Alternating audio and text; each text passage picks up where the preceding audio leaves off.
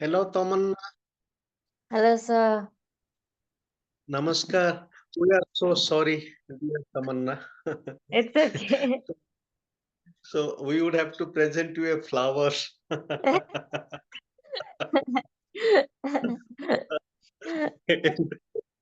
And so thank you for your generosity, and you are in the beautiful spirit to nurture us. Hi, Sure, Gyan. sir. Hello, Minati. Hello, Minati. And so at least, we are able to make it, the kind of contingencies we are living through. So, Actually, but this is the good time. Let us begin. So, dear friends, hello, Randir. Yeah, Anandbhai, namaskar. Namaskar. I'm extremely sorry. I had a program today. It's a international symposium. So I was just uh, I missed the program to start. I'm extremely sorry. So I please think, go ahead. I, I think we are all being caught up by the gift.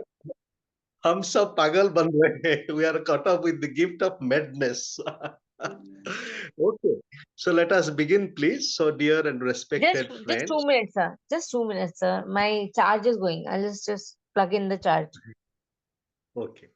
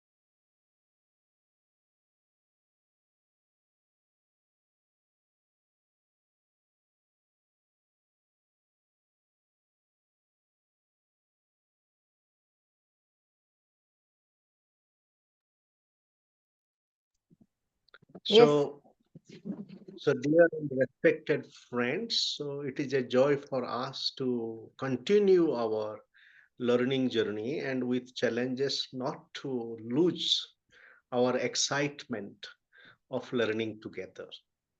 And that is how, we are gifted to explore many contemporary issues. And it is in that sense that Tamanna is always telling us, well, let us please have a discussion on this and this. And we do not have to be an expert in that sense, because what we need in our world today, a kind of a journeyman's sense of seriousness.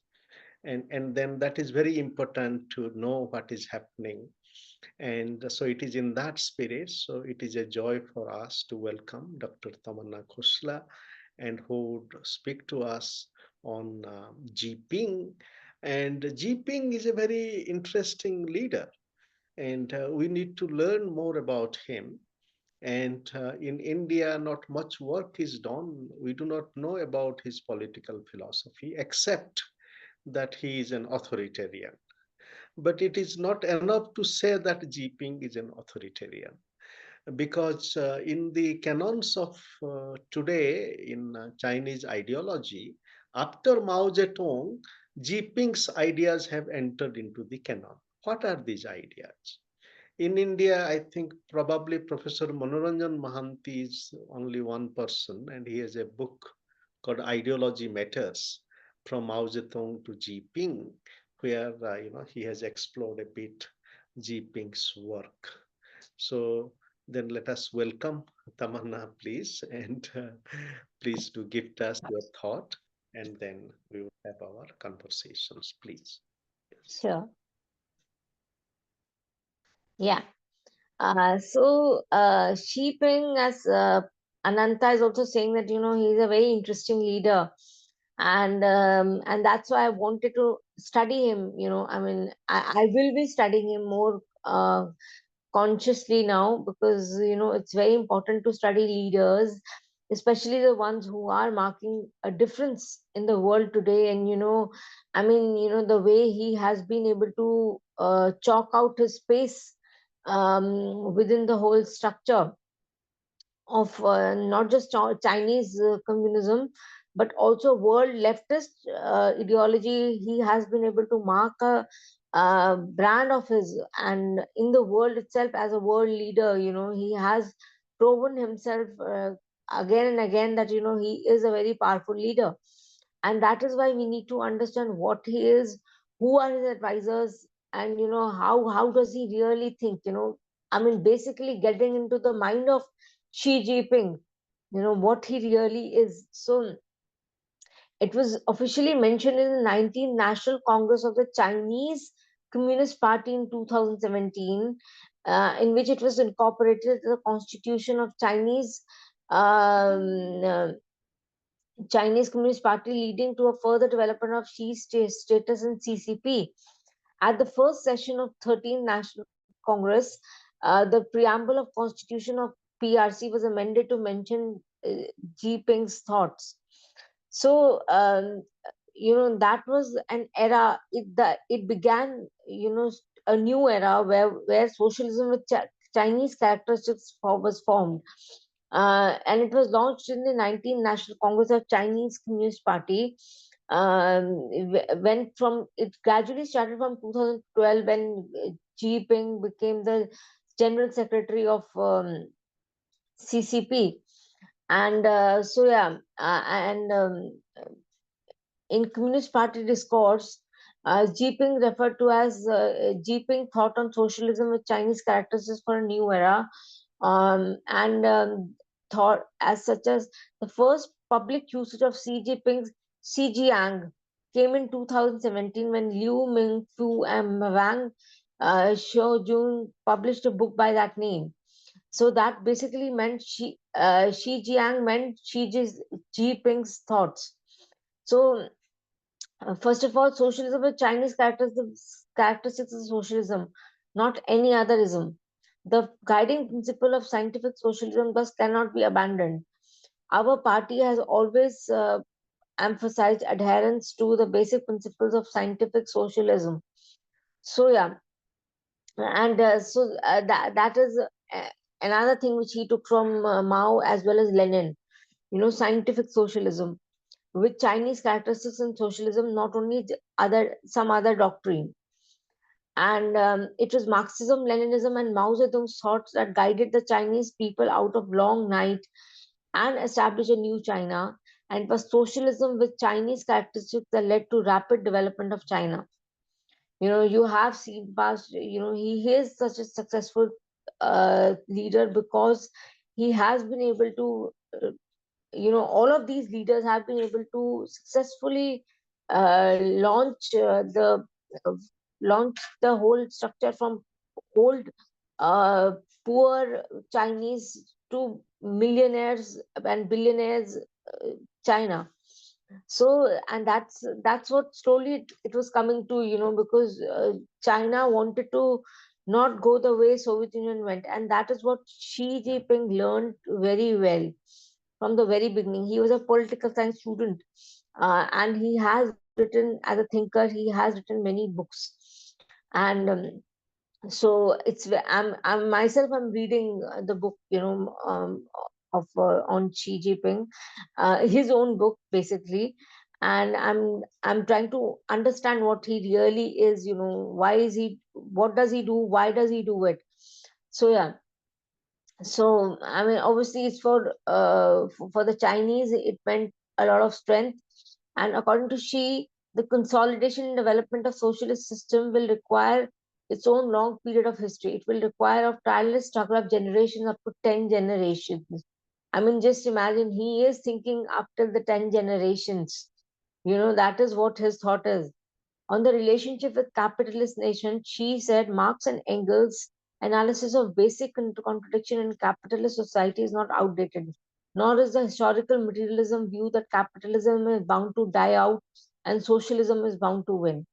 She also stated the fundamental reason why some of our comrades have weak ideas and faltering beliefs is that their views lack a firm grounded in historical materialism. So, I mean, these are some of the basic tenets of Marx, historical materialism, and how capital communism is going to come into picture, leaving behind capitalism, and the world is going to become a communist world. So she showed great interest in why Soviet Union was dissolved and how to avoid that failure in China. I mean, as we were just discussing about this aspect as well. Why did Soviet Union disintegrate? Why did Communist Party of Soviet Union fall from power? An important reason was that the struggle in field of ideology was extremely intense, completely negating the history of Soviet Union, negating the history of Communist Party of Soviet Union, um, uh, negating Lenin, negating Stalin, creating historical nihilism and confused thinking. Party organs at all levels had lost their functions. The military was no longer under party leadership. In the end, Communist Party of Soviet Union, a great party, was scattered. The Soviet Union, a great socialist country, disintegrated. This is a cautionary tale for, according to the quote unquote Xi Jinping. It's a cautionary tale. The concept behind Xi Jinping's thoughts was elaborated in Xi's The Governance of China. I mean, this is a very popular book, The Governance of China. I mean, I'll ask all of you to kind of sort of go through this book. It's not very expensive, but it's available, and it's been published by Foreign Language Press for an international audience. Uh, and he praised Karl Marx as the greatest thinker of the modern times, whose teachings enlightened the working classes of the world, and has called upon party cadres to adopt Marxist revolutionary principle as a way of life. So, what basically I personally am also trying to say is that left is everywhere. How much you might say that Soviet Union has disintegrated and it's nowhere. Every country from US to France to any country, you will see that left is still there. So what we need to understand is that and she's giving momentum to new ideals of connecting socialism with capitalism, is making socialism more formidable. So, I mean, countries like America and Europe need to be extremely cautious, I mean, of what they basically look into this picture as. So, yeah, uh, following a quarter of century of robust double-digit economic growth, China, in fact, is now poised to take over US as the world's largest economy. And within when this happens, China will not only be ending a 150 years of US reign, but will also be reclaiming the primacy it first obtained a millennium earlier, when it pulled away from Western Europe to become the biggest economy on the planet. Today, the Chinese factory in the world to the world is producing not only garments and toys, but computer components, cars, and aircraft and sets it I even higher. The Chinese have successfully launched manned space missions, sometimes something only two other nations have managed so far, and are planning further space explorations. So, whereas the last 3 decades of 20th century witnessed China rising onto the global economic stage, the first 3 decades of 21st century are almost certain to bring with them the completion of that rise, not only in economic but also in political and geopolitical terms. China is now the second largest economy in the world, and since the Chinese government launched its reforms, the economy has taken off with extraordinary speed for almost 3 decades. It has shaped itself into one of the most developed countries in the world. I mean, every they have every facility which is required for a developed nation to be there. I mean, Chinese material, Chinese industrial stuff is going to be present everywhere. And there have been two great shifts of power on the world stage during the 5 centuries. The rise of Europe following the Industrial Revolution and the rise of US after its Civil War. Power transitions usually come with international conflicts. Rising powers want to gain more authority in the global system, and declining countries are afraid of loss of their dominant position. Thus, conflict, even a war between a rising power and a declining power, is likely to happen. In this sense, Westerners worry that historical tragedies will repeat between the US and China. Many Americans think that China's rise is weakening Western societies and fostering fears in US and Asia Pacific region, which while China is using Western capital to build up its strength. Um, so yeah, Farid Zakaria, for example, goes further saying that when a new power rises, it inevitably disturbs the balance of power.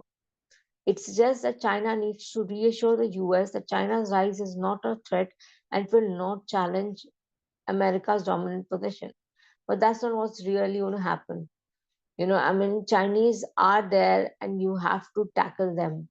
And that is why new organizations, new international organizations or build-ups are happening worldwide so as to counter Chinese rise. But that's almost impossible to happen because Chinese are too powerful by now. This could have happened 3 decades back, but not now. So to build China into a rich country with a strong army has been a dream of Chinese from many generations. Since the Opium War started in the 19th century, China has been in a state of semi-colony for 100 years. This century of humiliation was a dark period in Chinese history, and Chinese haven't forgotten this. I mean, the way they were humiliated. Chinese are not one of those who will forgive them easily. So they have to give back everything which they took from the Chinese. And so, yeah, in the post-Cold War scenario, the West has no dearth of theories talking about the end of civil history, clash of civilization, etc. But the rise of China has questioned all these theories. A new system of world seems to be seen in the world system. But Xi Jinping's China presents a new challenge to American hegemony past few decades.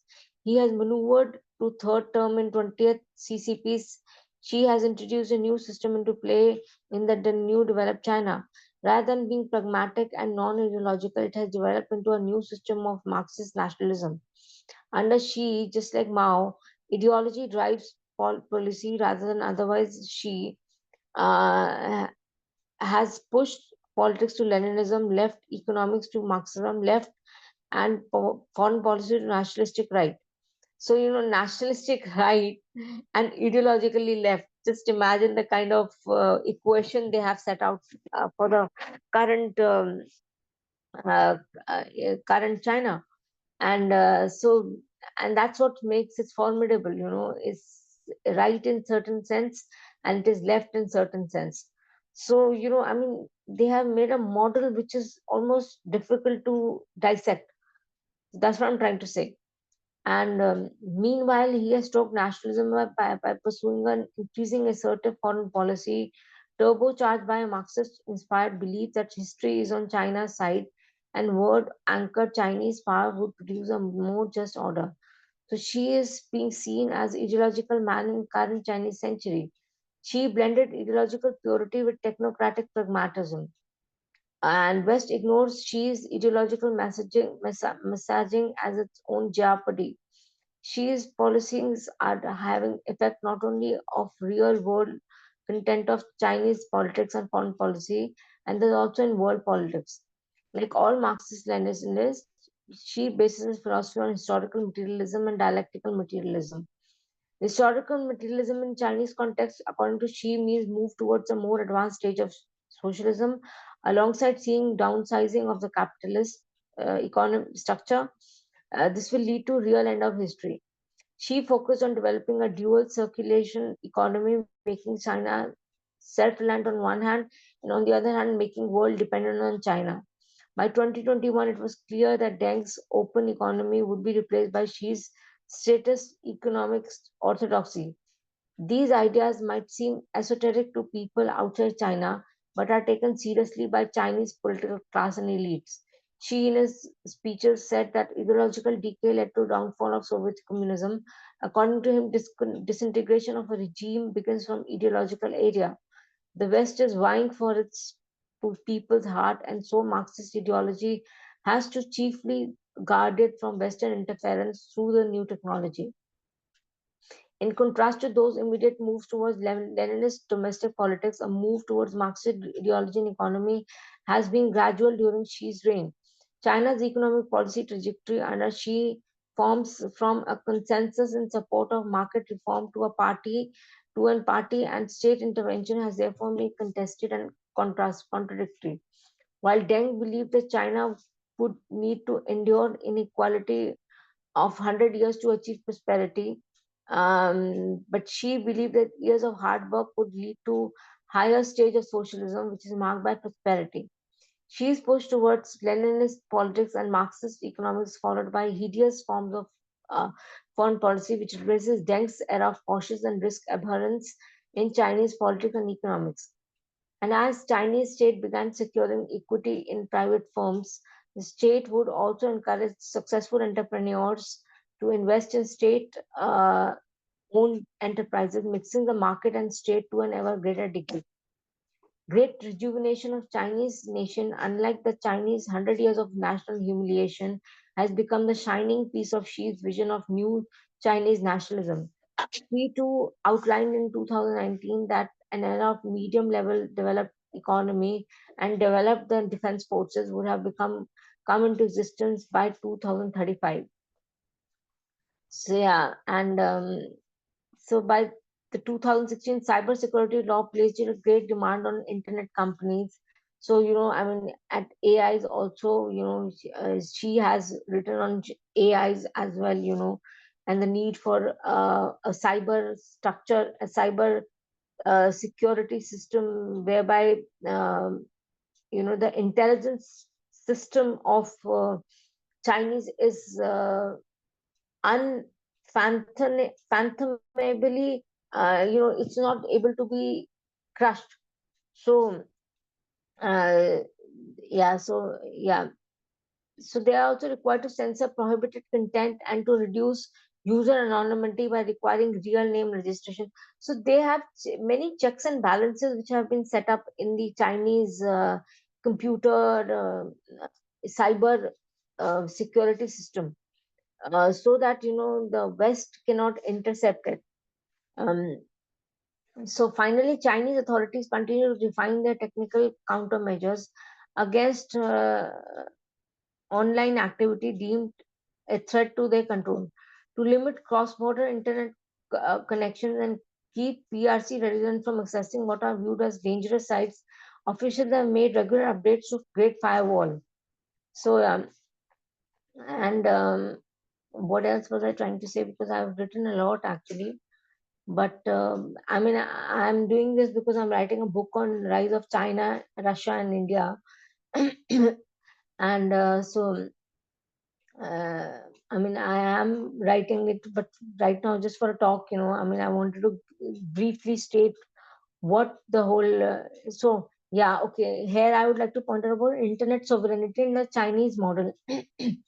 With the PRC striving to build world leading industries in AI, big data analytics, and other emerging fields, high tech companies that have already been working closely with government on censorship and surveillance, including Alibaba, Baidu, and Tencent, are on their way to providing key applications and services worldwide. There are now 15 countries in which WeChat has begun offering its payment services. In November 2017, Malaysia became the first foreign jurisdiction with access to platform full functionality after Malaysian authorities granted a license that permit WeChat payments through the nation's banks. So, this is the way the business of the internet sovereignty is increasing in China, and it's rapidly spreading in Africa as well. India needs to take lessons from China.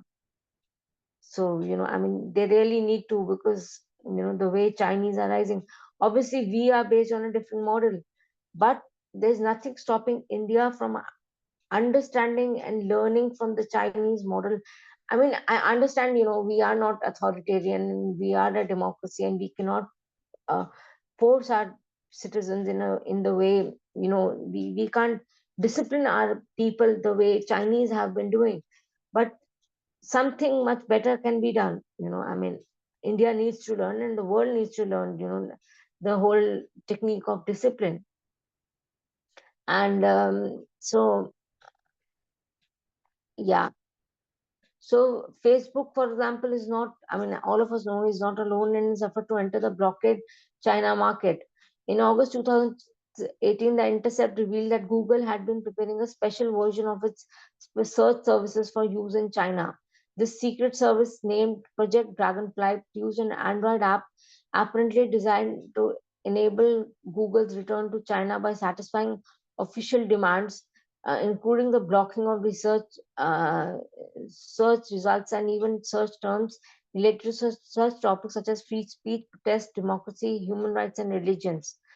So yeah, uh, then but despite having controlled domestic and political and economic, she isn't completely secure. With vision of greater party control over the private sector and expanding role for the state-owned enterprises and industrial policy, and quest for common prosperity through redistribution is likely to shrink economic growth over time. This is because declining business confidence will reduce private fixed capital investment in response to growing perceptions of political and regulatory risks. After all, what state gives. Chinese attractiveness to foreign investment has also declined because of supply chain uncertainty. So, I mean, there are good points as well as bad points, but he has made invaluable contribution to communism. What I'm trying to say is he has built it up in a way, for example, from Marx to Lenin, and to Stalin, and then from Mao to Deng Xiaoping, what their whole vision of communism was. He has expanded it. I mean, the way, for example, in West, the way, it's like, I mean, if you look at the West in the 20th century, when some Soviet Union was expanding itself, what West did was, it introduced a welfare economic system. Now, what Chinese are doing is again replicating the whole same model. It's like the same thing on them. What they are doing is, now they are introducing capitalism to communism. So, I mean, they're doing the same thing. So, I mean, West has to be extremely cautious because, Chinese are not an easy country to tackle. So, and yeah, and we have a lot to learn from them. And so, under Xi, the country, unlike Deng's China, has carried large-scale strikes against Taiwan, stimulating a maritime and air blockade of this island. So, I mean, he is very, for as far as the foreign policy is concerned, he is again, has a specific vision of, the way he wants his own satellite countries to be like. And in 2021, Beijing announced sanctions against individuals and institutions that were criticizing China. This was called the Wolf Warrior diplomacy, which allowed the Chinese diplomat to attack their host countries. The Wolf Warrior diplomacy. Thus, she propounded the need to develop an international system which is more fairer and just, anchored in Chinese rather than American power. Also, one which was consistent with Marxist Lenin ethics. Unlike UN-based international systems, China has begun developing Chinese-centric international systems such as Belt and Road Initiative, Asian Infrastructure Investment Bank, Shanghai Corporate Cooperation Organization, to replace Western-based organization dominating the world space.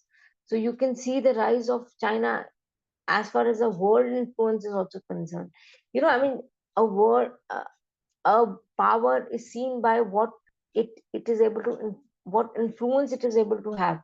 So now that I mean, the way the Russians have not been silenced by I mean, people have reached out to Russia, for example, or the way Chinese have, been on the side of Russians and Russians on the side of Chinese. North Korea is again, you see, them warring in Russia. Their troops, for example, are present in Russia against Ukraine. So, I mean, these people have formed a kind of an alliance. So, it's you can see the world by 2035. What's going to happen? I mean, we have to be. I don't know how to say this, but it's a very difficult situation right now because we want to end wars, and ideology-based countries um, are not going anywhere right now. No, they are going somewhere, but like not like really in a way that which would help the world in a better way. So it's more about power, and how to look at it is another issue. But so yeah, and thus absolute gap between US and Chinese per capita GDP means that US is growing stronger. It is more germane that the US is declining relative to China's across several economic and military measures. So it is declining as well, the US economy, and uh, Chinese are rising in a big way. Their population is controlled. They are fighting battles at multiple levels. For example, in almost every area, be it the Pacific Ocean, be it um, the Indian subcontinent, etc. I mean, so democratic countries, for example, we can be a check. India can be a check, but we have to get our house in order. India is continuously fighting within its own opposition and themselves. What are they going to achieve by that? Nothing. I mean, it's not a sign of a rising power. I mean, if US, for example, if you look at US, even if they do not agree ideologically, their leaders, they'll come together on a international on a particular issue together. So that is what is needed right now. I mean, if democracies have to succeed, they have to avoid international and internal divisions. So only then can they rise. And for example, as far as China is concerned, CCP is, their whole structure. I mean, I don't want to draw it here, but sometime if we have a classroom session or something, we can do that, because they have a major structure which is drawn.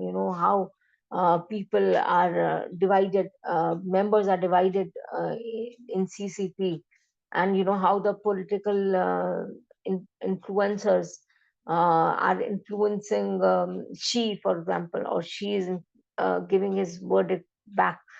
So those kind of things are there, and I guess Xi's work is here to stay, and I guess we need to understand that that uh, Xi's socialism along with communism, blending capitalism with it, is here to stay. Thank you.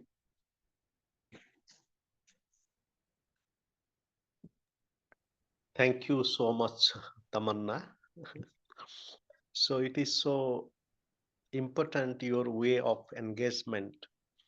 It is both realistic, what we call as realism, but it is not devoid of a kind of the sense of uh, purpose. It is not just idealism, but the sense of critique, and that is so important. So thank you. Now let us have conversations, please. So I invite friends to please share their thoughts. Francoya, Bonjo, Sabah, you already have put thought in the chat box. Please share your thought.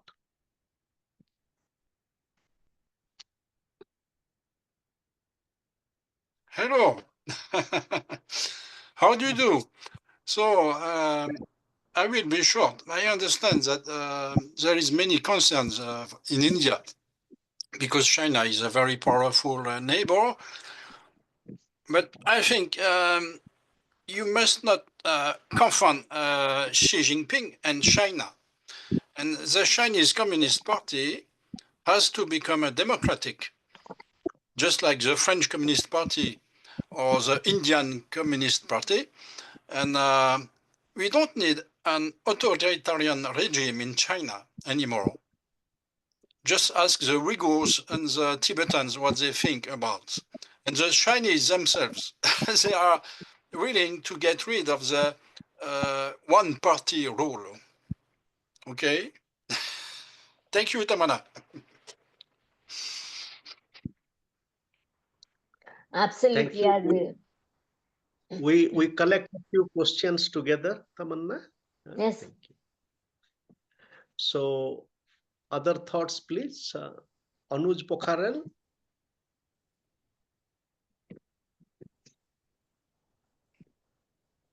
Gyan Luigi.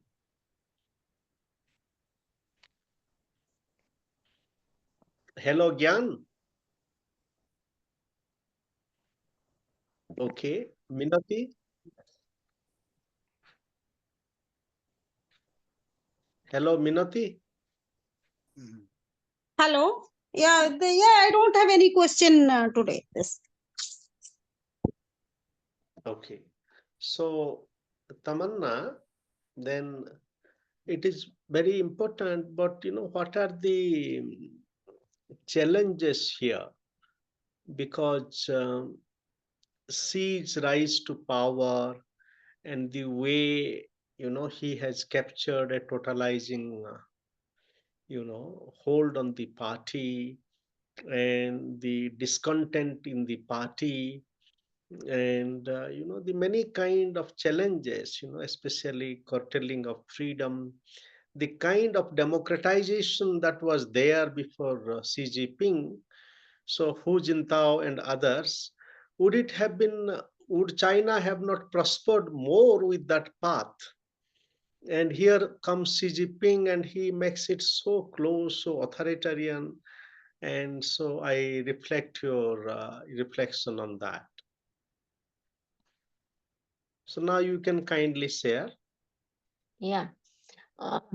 Yes, I personally feel that, it's a very difficult thing for Chinese because, I mean, just like Soviet Union, I mean, if it did not follow Xi Jinping's way of being, it would have got lost, like Soviet Union had. I mean, chances are there, they would not have risen to such a power, because when you are dealing with powers who are antithetical, antagonistic to you, you have the whole Western world against you. So, I mean, through different ways, they try to dismantle Soviet Union, they surrounded it. So ultimately, Soviet Union came down. So Xi Jinping's ideology is something which is extremely important for the rise of China. I mean, as Frank Voice is saying that, I mean, they could have been like French communists. I don't think so, because, I mean, Chinese, I mean, if they were like that, it would not have been communism. The real communism, the test of communism is when it is faced by multiple challenges, and I mean, they are able to escape the velocity of uh, you know the whole uh, the whole Western world. I mean, it's understandable that, they are surrounded. They had to understand that particular aspect, that they have been surrounded, and how to become powerful in such a state. So I guess Xi Jinping, China cannot. I mean, I'm here. I'm not saying I'm in favor of it or not. I'm just analyzing it. So what I'm trying to say is that, it would not have been possible for Chinese to rise in such a big way if it was not a disciplined. I mean, if you look at their sports, for example, Amazingly, they're doing in sports. Olympics, if you see, they're coming first. Why? How? Because they just make them. It's as Franco is also saying, it's an extremely authoritarian country. They make it sure that their children practice in that particular fashion. So, that is the whole thing. We are not here to criticize them or something. We're just discussing them. We are analyzing them. And Indians are not from us base. For example, for Chinese, they're a Confucianist country. So Confucianism as a philosophy also is a very collectivistic ideology. Confucius system believes in the family, for example, and patriarchy, etc. So those things are there, and till the time that doesn't settle down, and the Chinese do not Chinese follow Confucianism plus uh, communism. Actually, it's not possible in every country because they are not Confucianist. So they are their culture is also supporting communism. So that's what I like to say. Yeah, thank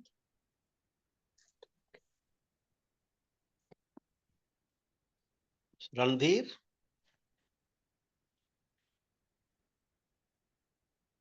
Hello, Randhir.